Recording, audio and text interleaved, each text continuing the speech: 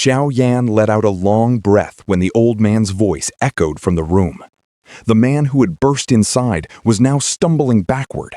A withered hand, hooked like an eagle's claw, clamped tight around his throat. Ka Alang's face twisted in terror.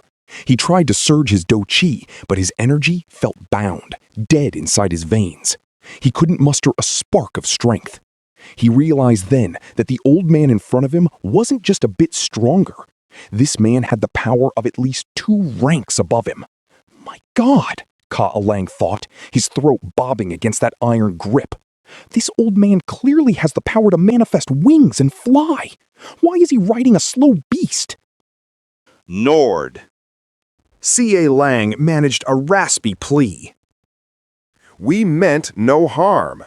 We only wanted to ensure our own safety. Yao Lao's eyes were ice. He raised a jade vial. Inside, a blood-red pill rolled against the glass. You wanted this? Yao Lao asked with a thin smile. The 3 other men backed away, their faces pale. The greed in their eyes had vanished, replaced by a cold, sinking dread. They realized now just how stupid they had been. You must be joking, Lord, C.A. Lang said, swallowing hard as his eyes darted around. We wouldn't dare. We only came because we feared the energy ripples would interfere with the flight. That isn't what you said before. Xiaoyan said, leaning against the wooden wall of the cabin. He looked at Xia Lang with a mocking coldness. I was just joking. C.A. Lang forced a dry laugh. He lowered his head, a flash of malice crossing his eyes. A small packet of black powder slipped from his sleeve into his palm. I didn't want to kill today. Yao Lao sighed, shaking his head. His mouth curled into a cold grin. But you are begging for it. The bone-chilling flame erupted from Yao Lao's palm. C.A. Long's eyes bulged. He shrieked as the pale white fire hit his skin.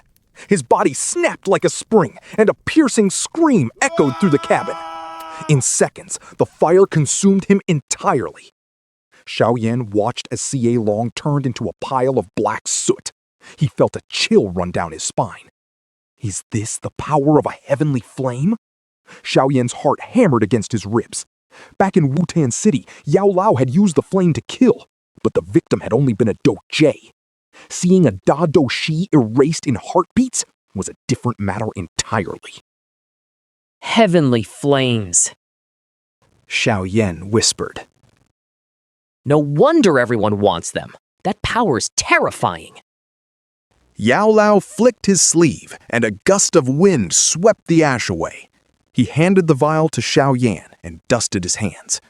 Xiaoyan tucked the vial into his storage ring and let out a steadying breath. He turned a hard gaze toward the 3 remaining men. Teacher, what about them? If they had the heart to kill for medicine, they must be prepared for the price of failure. Yao Lao said. He raised his hand, and the bone-chilling flame flared again. Jump! The 3 men shook. They looked down at the 1,000-foot drop to the ground, and their legs turned to water.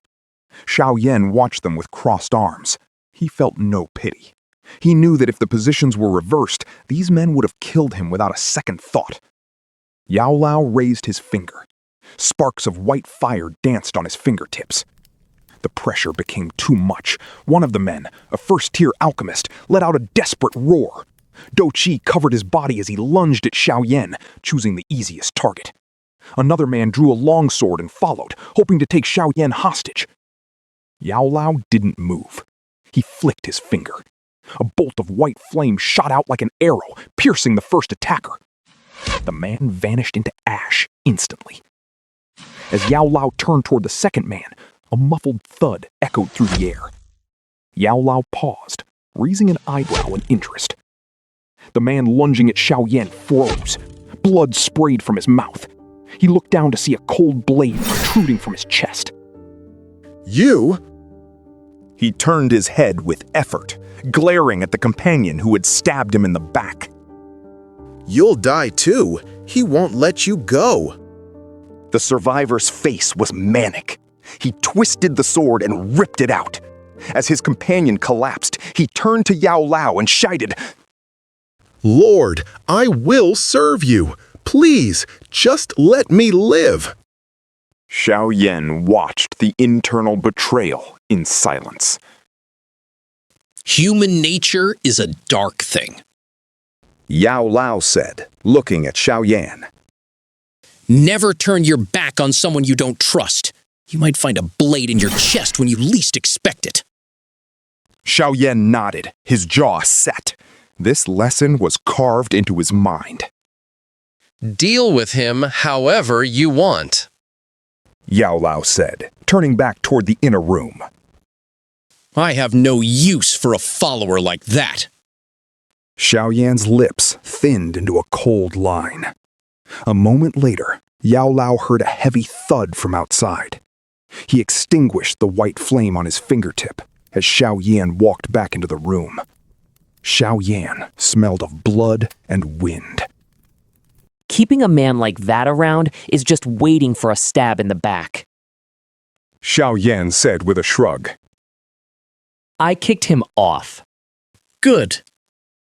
Yao Lao said. He looked through the window at the horizon. The Togger Desert is ahead. We'll fly the rest of the way ourselves. It's better than waiting for the beast to land and answering questions about 4 missing alchemists. Yao Lao vanished into the ring. Xiaoyan felt the purple cloud wings erupt from his back. He stepped to the window and dove out. The wind roared in his ears. Xiaoyan's wings beat steady and strong as purple dou qi wrapped around his body. He accelerated, shooting past the massive flying beast like a streak of light. The heat began to rise. Below him, the world turned into a vast, borderless ocean of gold. Xiaoyan took a deep breath of the scorching air. The Togger Desert. He whispered. I'm finally here.